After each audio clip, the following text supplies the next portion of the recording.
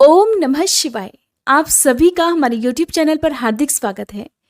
श्री ब्रह्मा जी कहते हैं, नारद, भगवान शंकर के अपने स्थान को चले जाने पर सखियों सहित देवी पार्वती भी अपने रूप को सफल करके महादेव जी का नाम लेती हुई अपने पिता के घर चली गईं।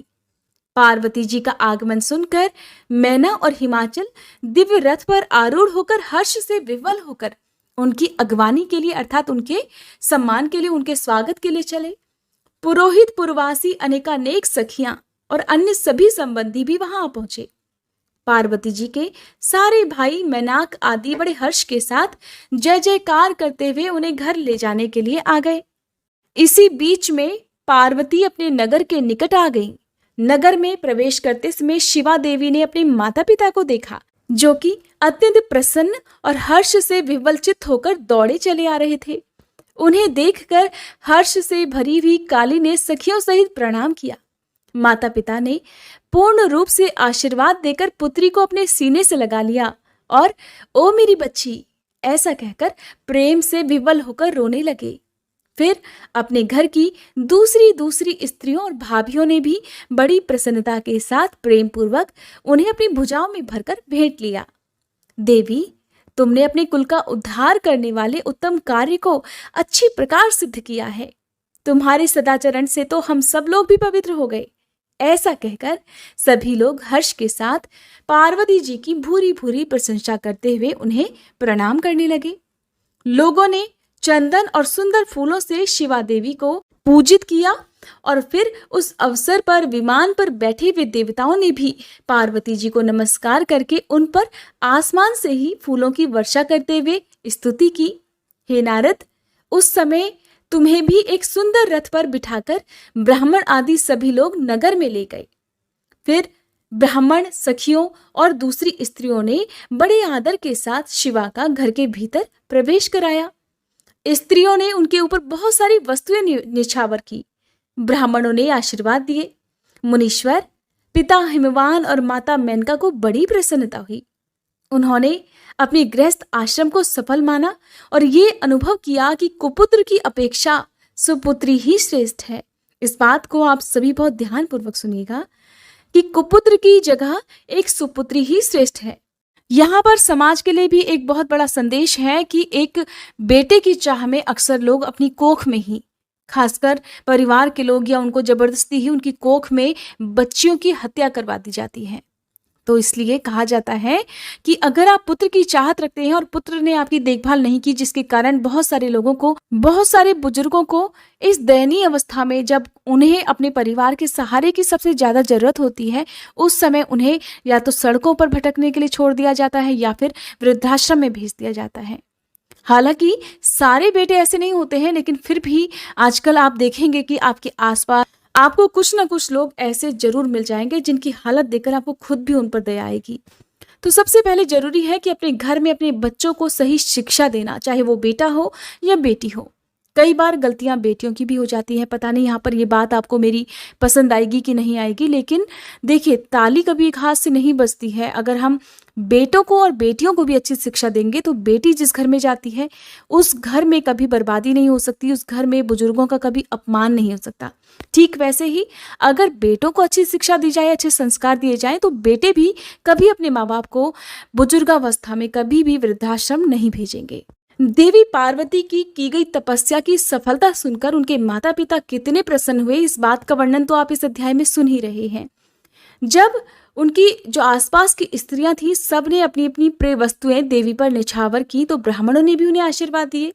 पिता हिमवान और माता मेनका को तो बहुत ही प्रसन्नता हुई। जाहिर सी बात है, जिनकी पुत्री ने साक्षात भगवान महादेव का वरण कर लिया हो, उन्हें प्रसन्नता क्यों नहीं होगी। उन्होंने अपने गृहस्थ आश्रम को सफल मानकर ये अनुभव किया कि कुपुत्र की अपेक्षा सुपुत्री ही श्रेष्ठ है। गिरिराज ने ब्राह्मणों और बंदीजनों को ढेर सारा धन दिया और ब्राह्मणों से अपने घर पर मंगल पाठ करवाया। हे मुने, इस प्रकार पार्वती जी के साथ हर्ष भरे माता पिता, भाई तथा भाभियां भी घर के आंगन में प्रसन्नता पूर्वक बैठी। फिर हिमवान प्रसन्न चित्त से सभी का आदर सत्कार करके गंगा स्नान के लिए गए। अब यहाँ पर भी शंभु ने जो लीला रचाई उसका वर्णन भी सुनिए। जब बीच में ही सुंदर लीला करने वाले भक्त वत्सल भगवान शंभु एक अच्छा नाचने वाला नट बनकर मेनका के पास आ गए। उन्होंने बाएं हाथ में सींग और दाहिने हाथ में डमरू ले रखा था। पीठ पर उन्होंने कथरी रख छोड़ी और लाल वस्त्र पहने वे भगवान रुद्र नाच और गान में अपनी निपुणता का परिचय दे रहे थे। सुंदर नट का रूप धारण किए हुए भगवान शिव ने मेनका के पास बैठी हुई स्त्रियों की टोली के पास में जाकर बड़ा सुंदर नृत्य किया और अत्यंत मनोहर नाना प्रकार के गीत भी गाए। उन्होंने वह सुंदर ध्वनि करने वाले कई प्रकार के शंख और डमरुओं को भी बजाया तथा नाना प्रकार की बड़ी मनोहारिणी लीलाएं भी की। नटराज की उस लीला को देखने के लिए नगर के सभी स्त्री पुरुष और बालक वृद्ध भी सहसा वहां पहुंचे। मुने उस सुमधुर गीत को सुनकर और उस पर भी उस उत्तम मनोहर नृत्य को देखकर वहां आए हुए सभी लोग तत्काल मोहित हो गए। मैना भी मोही गई। उधर देवी पार्वती ने अपने हृदय में भगवान शंकर का साक्षात दर्शन कर लिया। वे त्रिशूल आदि चिन्ह धारण किए अत्यंत सुंदर दिखाई दे रहे थे। उनका सारा अंग विभूति से विभूषित था। वे हड्डियों की माला से अलंकृत थे। उनका मुख सूर्य, चंद्र और अग्नि रूप 3 नेत्रों से उद्भासित था। उन्होंने नाग का यज्ञोपवीत धारण किया था। उनके उस सुरम्य रूप को देखकर दुर्गा प्रेमावेश से मूर्छित हो गई। गौरवर्ण विभूषित दीन बंधु दया सिंधु और सर्वथा मनोहर महेश्वर पार्वती जी से कह रहे थे कि वर मांगो। अपने हृदय में विराजमान महादेव जी को इस रूप में देखकर देवी पार्वती ने उन्हें प्रणाम किया और मन ही मन ये वर भी मांगा कि आप बस मेरे पति हो जाइए प्रभु। प्रीति युक्त हृदय से शिवा को वैसा कल्याणकारी वर देकर वे पुनः अंतर्ध्यान हो गए और वहां पूर्ववत भिक्षा मांगने वाला नट बनकर पहले की तरह उत्तम नृत्य करने लगे। उस समय मैना सोने की थाली में रखे हुए बहुत सारे सुंदर रत्न लेकर उन्हें प्रसन्नता पूर्वक देने के लिए गई। उनका वह ऐश्वर्य देखकर भगवान शिव बड़े ही प्रसन्न हुए। मन में तो बड़े प्रसन्न हुए, परंतु उन्होंने उन रत्नों को स्वीकार नहीं किया। वे भिक्षा में उनकी पुत्री शिवा को ही मांगने लगे। अब आप भी मन में धारणा कीजिए कि कहाँ तो भला भगवान शिव और कहाँ एक साधारण सा नट। मैना अपनी पुत्री का हाथ किसके हाथ में देना चाहती थी? अब भोलेनाथ की लीला तो देखिए। पहले उन्होंने देवी पार्वती की परीक्षा ली, फिर उन्होंने अब उनकी माता मैना की परीक्षा लेना चाहा। जब मैना से उन्होंने उनकी पुत्री का हाथ मांगने की बात की और फिर से वो पहले की तरह सुंदर नृत्य और गान करने को तैयार हुए, तो मैना उस भिक्षुक नट की बात सुनकर बहुत ही क्रोधित हो गई और लगी उसे डांटने फटकारने। उनके मन में तो उसे बाहर निकाल देने की भी इच्छा हुई। इसी बीच में गिरिराज हिमवान गंगा जी से स्नान कर लौट आए। उन्होंने अपने सामने उस नराकार भिक्षुक को आंगन में खड़ा हुआ देखा और मैना के मुख से सारी बातें सुनकर उन्हें भी बड़ा क्रोध हुआ कि भला नट हमारी पुत्री से विवाह करना चाहता है। उन्होंने उसी समय अपने सेवकों को आज्ञा दी कि इस नट को यहां से बाहर निकाल दो। मुनिश्रेष्ठ, वे नटराज विशालकाय अग्नि की भांति अपने उत्तम तेज से प्रज्वलित हो रहे थे। उन्हें छूना भी कठिन था। अब ऐसे में उन्हें कोई बाहर तो भला क्या निकाल सकता? कोई उन्हें छू तक नहीं पाया, क्योंकि उन्हें छूना भी बड़ा कठिन था। तात फिर तो नाना प्रकार की लीलाओं में विशारद उन भिक्षु शिरोमणि ने शैलराज को अपना अनंत प्रभाव दिखाना प्रारंभ कर दिया। हिमवान ने देखा कि भिक्षुक ने वहां तत्काल ही भगवान विष्णु का रूप धारण कर लिया है। उनके मस्तक पर किरीट, कानों में कुंडल और शरीर पर पीत वस्त्र शोभा पा रहे हैं। उनकी 4 भुजाएं हैं। हिमवान ने पूजा के समय गदाधारी श्रीहरि को जो जो पुष्प आदि चढ़ाए थे, वे सब उन्होंने उस भिक्षु के शरीर और मस्तक पर देखे। फिर गिरिराज ने उन भिक्षु शिरोमणि को जगत सृष्टा चतुर्मुख ब्रह्मा जी के रूप में देखा, जिनके शरीर का वर्ण लाल था और वे वैदिक सूक्त का पाठ कर रहे थे। फिर शैलराज ने उन कौतुककारी नटराज को एक क्षण में ही जगत के नेत्र रूप सूर्य के आकार में देखा। तात इसके बाद तो वे महान अद्भुत रुद्र के रूप में दिखाई दिए। उनके साथ देवी पार्वती भी थी और वे उत्तम तेज से संपन्न रमणीय रुद्र धीरे धीरे हंस रहे थे। फिर वे केवल तेजोमय रूप में दृष्टिगोचर हुए। उनका वह स्वरूप निराकार, निरंजन, उपाधि शून्य, निरीह और अत्यंत अद्भुत था। इस प्रकार एक क्षण में ही हिमवान ने उनके बहुत सारे रूप देख लिए। इससे उन्हें बड़ा विस्मय हुआ और वे तुरंत ही परमानंद में निमग्न हो गए। फिर सुंदर लीला करने वाले उन भिक्षु शिरोमणि ने हिमवान और मैना से दुर्गा को ही भिक्षा के रूप में मांगा, दूसरी कोई वस्तु ग्रहण ही नहीं की। परंतु शिवजी की माया से मोहित होने के कारण शैलराज ने उनकी उस प्रार्थना को स्वीकार नहीं किया। फिर भिक्षु ने भी कोई वस्तु नहीं ली और वे वहां से अंतर्ध्यान हो गए। तब मैना और शैलराज को उत्तम ज्ञान हुआ और वे सोचने लगे कि भगवान शिव हमें अपनी माया से छल कर अपने स्थान को चले गए। ये विचार कर उन दोनों की भगवान शिव में पराभक्ति हुई, जो महान मोक्ष की प्राप्ति कराने वाली, दिव्य तथा संपूर्ण आनंद प्रदान करने वाली है। श्री ब्रह्मा जी कहते हैं, नारद, मैना और हिमवान की भगवान शिव के प्रति उच्च कोटि की अनन्य भक्ति देख इंद्र आदि सभी देवता परस्पर विचार करने लगे। फिर गुरु बृहस्पति और ब्रह्मा जी की सम्मति के अनुसार सभी मुख्य देवताओं ने शिव जी के पास जाकर उनको प्रणाम किया और वे हाथ जोड़कर उनकी स्तुति इस प्रकार करने लगे। हे देव देव, महादेव, हे करुणाकर, हे शंकर जी, हम सब आपकी शरण में आए हैं, कृपा कीजिए। आपको हे प्रभु नमस्कार है। हे स्वामिन, आप भक्त वत्सल होने के कारण सदा भक्तों के कार्य सिद्ध करते हैं, दीनों का उद्धार करने वाले और दया के सिंधु हैं और भक्तों को हर विपत्तियों से मुक्ति दिलाने वाले हैं। इस प्रकार महेश्वर की स्तुति करके देवराज इंद्र सहित संपूर्ण देवताओं ने मैना और हिमवान की अन्य शिव भक्ति के विषय में सारी बातें आदरपूर्वक बताई। देवताओं की वह बात सुनकर महेश्वर ने उनकी प्रार्थना स्वीकार कर ली और हंसते हुए उन्हें आश्वासन देकर विदा किया। तब सभी देवता अपना कार्य सिद्ध हुआ मानकर भगवान सदाशिव की प्रशंसा करते हुए शीघ्र अपने घर को लौटकर प्रसन्नता का अनुभव करने लगे। फिर भक्त वत्सल महेश्वर भगवान शंभु, जो कि माया के स्वामी हैं, निर्विकार चित्त से शैलराज के यहाँ गए। उस समय गिरिराज हिमवान सभा भवन में अपने बंधु वर्ग से घिरे हुए पार्वती जी सहित प्रसन्नता पूर्वक बैठे हुए थे। इसी अवसर पर वहां सदा शिव ने पदार्पण किया। वे हाथ में दंड, छत्र, शरीर पर दिव्य वस्त्र, ललाट में उज्जवल तिलक और एक हाथ में स्फटिक की माला के साथ गले में शालग्राम धारण किए हुए भक्ति पूर्वक हरि नाम का जप कर रहे थे और देखने में साधु वेशधारी ब्राह्मण जान पड़ते थे। उन्हें अपने दर पर आया हुआ देखकर सपरिवार हिमवान उठकर खड़े हो गए। उन्होंने उन अपूर्व अतिथि देवता को भूतल पर दंड के समान पड़कर भक्ति भाव से साष्टांग प्रणाम किया।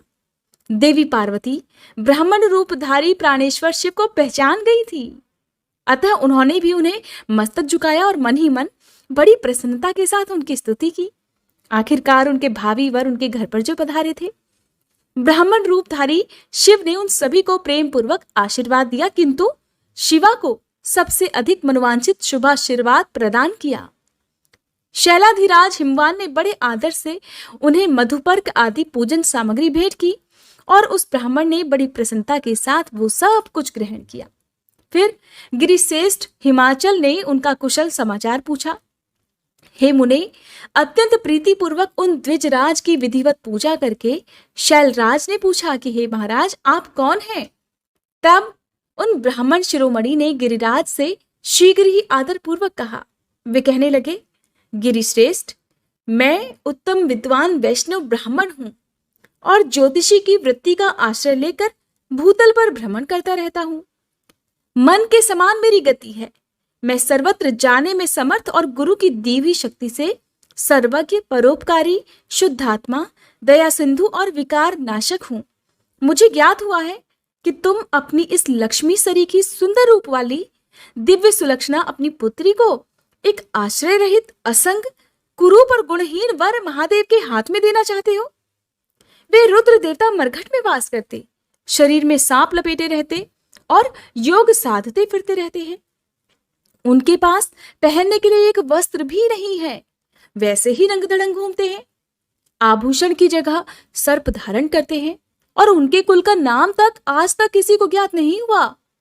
वे कुपात्र और कुशील हैं, स्वभावतः विहार से दूर रहते हैं, सारे शरीर में भस्म रमाते हैं, क्रोधी और अविवेकी हैं और उनकी अवस्था कितनी है ये तक किसी को ज्ञात नहीं। वे अत्यंत कुत्सित जटा का बोझ सदा सिर पर धारण किए रहते हैं। वे भले बुरे सभी को आश्रय देने वाले, भ्रमणशील, नागहारधारी, भिक्षुक, कुमार्ग परायण और हठपूर्वक वैदिक मार्ग का त्याग करने वाले हैं। ऐसे अयोग्य वर को आप अपनी इतनी सुलक्षणा बेटी ब्याहना चाहते हैं? अचल राज, अवश्य ही आपका ये विचार मंगलदायक नहीं है। नारायण कुल में उत्पन्न ज्ञानियों में श्रेष्ठ हे गिरिराज, मेरे कथन का मर्म समझो। तुमने जिस पात्र को ढूंढ रखा है वह इस योग्य नहीं है कि उसके हाथ में पार्वती का हाथ दे दिया जाए। शैलराज, तुम ही देखो, उनके एक भी भाई बंधु तक नहीं। तुम तो बड़े बड़े रत्नों की खान हो, किंतु उनके घर में भूजी भांग भी नहीं है और वे सर्वथा निर्धन हैं। गिरिराज, तुम शीघ्र ही अपने भाई बंधुओं से, मैना देवी से, सभी बेटों से और पंडितों से भी प्रयत्न पूर्वक पूछ लो, किंतु पार्वती से मत पूछना, उनसे कुछ मत पूछना, क्योंकि उन्हें तो शिव के गुण दोष की परख ही नहीं है। श्री ब्रह्मा जी कहते हैं, हे नारद, ऐसा कहकर वे ब्राह्मण देवता जो नाना प्रकार की लीला करने वाले शांत स्वरूप शिव ही थे, शीघ्र खा पीकर आनंद पूर्वक वहां से अपने घर को चल दिए। उनका काम जो हो गया था। अब मैना का कोप भवन में प्रवेश, भगवान शिव का हिमवान के पास सप्त ऋषियों को भेजना तथा हिमवान द्वारा उनका सत्कार, सप्त ऋषियों तथा अरुंधति का और महर्षि वशिष्ठ का मैना और हिमवान को समझाकर पार्वती का विवाह भगवान शिव के साथ करने के लिए कहना। इसका वर्णन अब आप सुनिए। श्री ब्रह्मा जी कहते हैं, ब्राह्मण रूपधारी शिव जी के वचनों का मैना के ऊपर बड़ा प्रभाव पड़ा। वो उनकी बातों में आ गई और उन्होंने फिर दुखी होकर अपने पति गिरिराज से कहा कि हे गिरिराज, इन वैष्णव ब्राह्मण ने शिव जी की जो निंदा की है उसे सुनकर मेरा मन उनकी ओर से बहुत खिन्न और बहुत विरक्त हो गया है। शैलेश्वर, रुद्र के रूप, शील और नाम सभी कुत्सित हैं और मैं अब उन्हें अपनी सुलक्षणा पुत्री कदापि नहीं दूंगी। यदि आप मेरी बात नहीं मानोगे तो मैं निस्संदेह मर जाऊंगी और अभी इस घर को छोड़ दूंगी अथवा विष खा लूंगी। पार्वती के गले में फांसी लगाकर गहन वन में चली जाऊंगी या फिर मैं उसे महासागर में डुबो दूंगी, परंतु अपनी बेटी को रुद्र के गले नहीं मढ़ूंगी। ऐसा कहकर मैना देवी तुरंत कोप भवन में चली गई और अपने हार को फेंक कर रोती हुई धरती पर लौट गई। इधर भगवान शिव को इस बात का पता चल गया। तब उन्होंने अरुंधति सहित सप्त ऋषियों को बुलाया और मैना के पास जाकर उन्हें समझाने की आज्ञा दी। शिव जी का आदेश प्राप्त कर भगवान शिव को नमस्कार कर वे दिव्य ऋषि आकाश मार्ग से उस स्थान को चल दिए जहां हिमवान की नगरी थी। उस दिव्य पुरी को देखकर उन सप्त ऋषियों को बड़ा विस्मय हुआ। वे हिमाचल पुरी की परस्पर प्रशंसा करते हुए सभी ऐश्वर्यों से भरे पूरे हिमवान के घर जा पहुंचे। उन सूर्य तुल्य तेजस्वी सातों ऋषियों को दूर से ही आकाश के रास्ते आते देख हिमवान को भी बड़ा विस्मय हुआ। वे बोले, ये 7 सूर्य तुल्य तेजस्वी मुनि मेरे पास आ रहे हैं। मुझे प्रयत्न पूर्वक इस समय इनकी पूजा अवश्य करनी चाहिए। सबको सुख देने वाले हम गृहस्थ लोग धन्य हैं जिनके घर पर ऐसे महात्मा पदार्पण किया करते हैं। श्री ब्रह्मा जी कहने लगे। इसी समय वे मुनि आकाश से उतरकर पृथ्वी पर आकर खड़े हो गए। उन्हें सामने देख हिमवान बड़े आदर के साथ आगे बढ़े और हाथ जोड़ मस्तक झुकाकर उन सप्तऋषियों को प्रणाम करने के बाद उन्होंने बड़े सम्मान के साथ उन सब की पूजा की और उन्हें आगे करके कहने लगे कि मेरा गृहश्रम आज धन्य हो गया। ऐसा कहकर उन्हें बैठने के लिए भक्ति पूर्वक आसन लाकर दिया। जब वे सभी आसनों पर विराजमान हो गए तब उनकी आज्ञा लेकर हिमवान भी बैठे और वहां उन ज्योतिर्मय महर्षियों से इस प्रकार कहने लगे, आज मैं धन्य हो गया हूं, कृतकृत्य हो गया हूं, मेरा जीवन सफल हो गया है। मैं लोक में बहुत से तीर्थों की भांति दर्शनीय बन गया, क्योंकि आप जैसे विष्णु रूपी महात्मा यहाँ पधारे हैं। आप लोग पूर्ण काम हैं। हम दीनों के घरों में आपका भला क्या काम हो सकता है? फिर भी मुझ सेवक के योग्य यदि कोई भी कार्य है तो हे प्रभु, हे मुनिवरों, आप कृपा पूर्वक उसे अवश्य कहिए। उसे पूर्ण करने से तो मेरा जीवन सफल हो जाएगा। तब ऋषिगण कहने लगे, शैलराज, भगवान शिव को जगत का पिता कहा गया है और शिवा को जगन माता कहा गया है। अतः तुम्हें महात्मा शंकर को अपनी कन्या दे देनी चाहिए। हिमालय, ऐसा करके तुम्हारा जन्म सफल हो जाएगा और तुम जगत गुरु के भी गुरु हो जाओगे, इसमें कोई संशय नहीं। मुनीश्वर, सप्त ऋषियों का ये वचन सुनकर हिमवान ने दोनों हाथ जोड़ उन्हें प्रणाम करके इस प्रकार कहा, महाभाग सप्त ऋषियों, आप सभी ने जो बात कही है उसे शिव की इच्छा से तो मैंने पहले से ही मान रखा था, किंतु प्रभु, इन दिनों एक वैष्णव धर्मी ब्राह्मण ने आकर भगवान शिव के प्रति प्रसन्नतापूर्वक बहुत सारी उल्टी बातें बताई हैं। तभी से शिवा की माता का ज्ञान भ्रष्ट हो गया है और वे अपनी बेटी का विवाह उस योगी रुद्र के साथ करना ही नहीं चाहती। हे ब्राह्मणों, वे बड़ा भारी हट करके मैले कपड़े पहन कोप भवन में चली गई हैं और समझाने पर भी समझ नहीं रही। मैं भी उस वैष्णव ब्राह्मण की बात सुनकर ज्ञान भ्रष्ट हो गया हूं। आपसे सच कहता हूं, भिक्षुक रूपधारी महेश्वर को बेटी देने की मेरी भी अब इच्छा नहीं रही। श्री ब्रह्मा जी कहते हैं, नारद, मुनियों के बीच में बैठे हुए शैलराज शिव की माया से मोहित होकर उपर्युक्त बात कहकर चुप हो गए।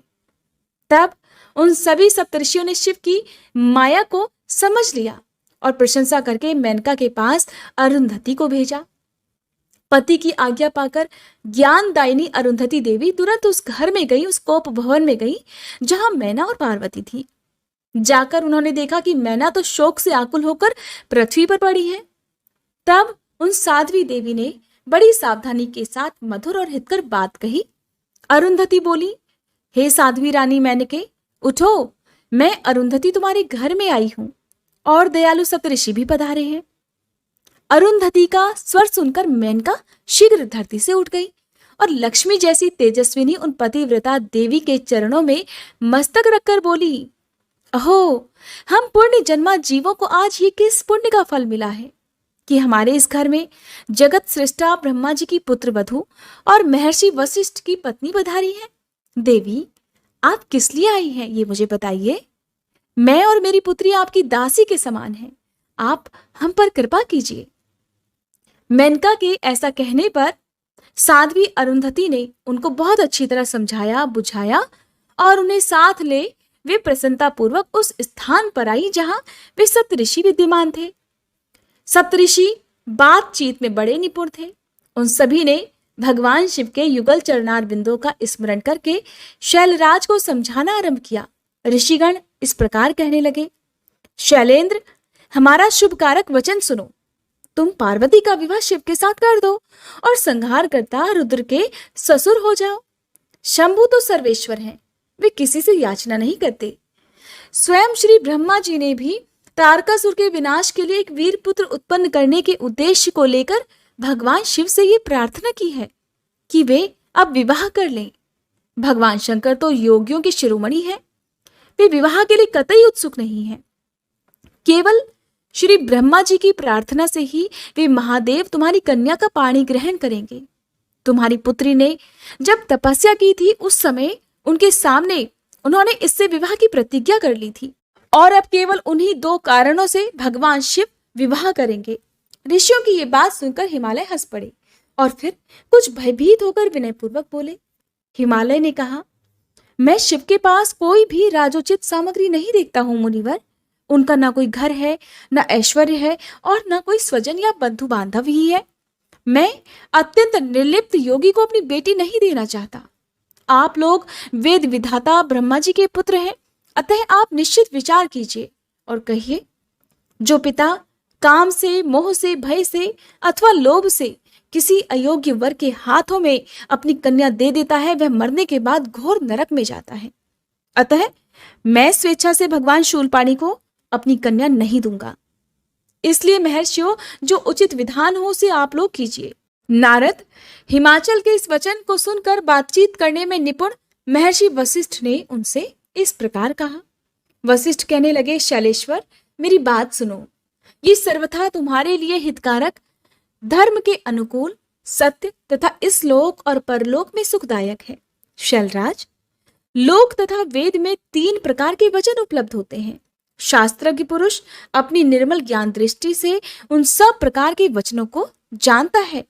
एक तो वह वचन है जो तत्काल सुनने में बड़ा प्रिय लगता है, बड़ा सुंदर लगता है, परंतु अपने पीछे वह बड़ा ही असत्य और अहितकारक सिद्ध होता है। बहुत सारी ध्यान देने वाली बातें इस अध्याय में हैं, आप सभी ध्यानपूर्वक सुनिएगा। ऐसा वचन बुद्धिमान शत्रु ही कहता है और उससे कभी किसी का हित नहीं होता। दूसरा वचन वो है जो आरंभ में तो अच्छा नहीं लगता, उसे सुनकर अप्रसन्नता होती है, नाराजगी हो सकती है, परंतु परिणाम में वह सुख देने वाला होता है, जिसे कटु सत्य भी कहते हैं। और इस तरह का वचन कहकर दयालु धर्मशील बंधु बांधव ही कर्तव्य का बोध कराता है। तीसरी श्रेणी का वचन वो है जो सुनते ही अमृत के समान मीठा लगता है और सभी काल में सुख देने वाला होता है। सत्य ही उसका सार होता है, इसलिए वह हितकारक होता है। ऐसा वचन सबसे श्रेष्ठ और सभी के लिए अभीष्ट है। शैलराज, इस तरह नीति शास्त्र में 3 प्रकार के वचन कहे गए हैं। इन तीनों में तुम्हें कौन सा वचन अभीष्ट है, बताओ, मैं तुम्हारे लिए वैसा ही वचन कहूंगा। भगवान शंकर संपूर्ण देवताओं के स्वामी हैं, उनके पास बाह्य संपत्ति नहीं है। इसका कारण यह है कि उनका चित्त एकमात्र ज्ञान के महासागर में मग्न रहता है। जो ज्ञानानंद स्वरूप और सभी के ईश्वर हैं, उन्हें लौकिक बाह्य वस्तुओं की क्या इच्छा होगी। गृहस्थ पुरुष राज्य और संपत्ति से सुशोभित होने वाले वर को अपनी पुत्री देता है, क्योंकि किसी दीन दुखी को कन्या देने से पिता कन्याघाती होता है, उसे कन्या के वध का पाप लगता है। कौन जानता है कि भगवान शंकर दुखी है। कुबेर जिनके किंकर हैं, जो अपनी भ्रूभंग की लीला मात्र से संसार की सृष्टि और संहार करने में समर्थ है, उन्हें गुणातीत परमात्मा और प्रकृति से परे परमेश्वर कहा जाता है। सृष्टि पालन और संहार करने वाली जिनकी त्रिविध मूर्ति ही ब्रह्मा विष्णु और हर नाम धारण करती है, उन्हें कौन निर्धन अथवा कौन दुखी कह सकता है। ब्रह्मलोक में निवास करने वाले ब्रह्मा, क्षीर सागर में रहने वाले श्री हरि तथा कैलाशवासी हर, ये सब शिव की ही विभूतियां हैं। शिव से प्रकट हुई प्रकृति भी अपने अंश से 3 प्रकार की मूर्तियों को धारण करती है। जगत में लीला शक्ति से प्रेरित होकर वह अपनी कला से बहुत सा रूप धारण करती है। समस्त वांग्मय की अधिष्ठात्री देवी वाणी उनके मुख से प्रकट हुई है और सर्वसम्मत स्वरूपिणी लक्ष्मी वक्ष स्थल से आविर्भूत हुई है। और शिवा ने देवताओं के एकत्र हुए तेज से अपने को प्रकट किया था। संपूर्ण दानवों का वध करके देवताओं को स्वर्ग की लक्ष्मी प्रदान की थी। देवी शिवा कल्पांतर में दक्ष की पत्नी के उदर से जन्म ले सती नाम से प्रसिद्ध हुई और हर को उन्होंने पति के रूप में प्राप्त किया। दक्ष ने स्वयं ही भगवान शिव को अपनी पुत्री दी थी। सती ने पति की निंदा सुनकर योग बल से अपने शरीर को त्याग दिया था। वे ही सती अब तुम्हारे घर में पैदा हुई हैं। शैलराज, वे शिवा जन्म जन्म में शिव की ही पत्नी होती हैं। प्रत्येक कल्प में बुद्धि रूपा दुर्गा ज्ञानियों की श्रेष्ठ माता होती हैं। ये सदा सिद्ध सिद्धदायिनी और सिद्ध रूपिणी हैं। भगवान हर चिता भस्म के रूप में सती के अस्थि चूर्ण को ही स्वयं प्रेम पूर्वक अपने अंगों में धारण करते हैं। अतः हे गिरिराज, तुम स्वेच्छा से ही अपनी मंगलमयी कन्या को भगवान हर के हाथों में दे दो। यदि तुम नहीं दोगे तो वह स्वयं प्रियतम के स्थान में चली जाएंगी। देवेश्वर शिव तुम्हारी पुत्री का अनंत क्लेश देखकर ब्राह्मण के रूप में इसकी तपस्या के स्थान पर आए थे और इसके साथ विवाह की प्रतिज्ञा करके इसे आश्वासन और वर देकर अपने आवास स्थान को वापस लौट गए थे। हे गिरे, पार्वती की प्रार्थना से ही शंभु ने तुम्हारे पास आकर इसके लिए याचना की और तुम दोनों ने शिव भक्ति में मन लगाकर उनकी उस याचना को स्वीकार भी कर लिया था। गिरीश्वर, बताओ फिर किस कारण से तुम्हारी बुद्धि विपरीत हो गई। भगवान शिव ने देवताओं की प्रार्थना से प्रभावित होकर हम सब ऋषियों को और अरुंधति देवी को भी तुम्हारे पास भेजा है। हम तुम्हें यही शिक्षा देते हैं कि पार्वती को रुद्र के हाथों में दे दो। हे गिरे, ऐसा करने पर तुम्हें महान आनंद प्राप्त होगा। शैलेंद्र, यदि तुम स्वेच्छा से अपनी बेटी शिवा को शिव के हाथों में नहीं दोगे तो भावी के बल से इन दोनों का विवाह हो जाएगा। तात, भगवान शंकर ने तपस्या में लगी हुई पार्वती को ऐसा ही वर दिया। भगवान की हुई प्रतिज्ञा कभी पलट नहीं सकती। गिरिराज, ईश्वर के वश में रहने वाले समस्त साधु पुरुषों की भी प्रतिज्ञा का संसार में किसी के द्वारा उल्लंघन होना कठिन है। फिर साक्षात ईश्वर की प्रतिज्ञा के लिए तो कहना ही क्या है। जय भोलेनाथ।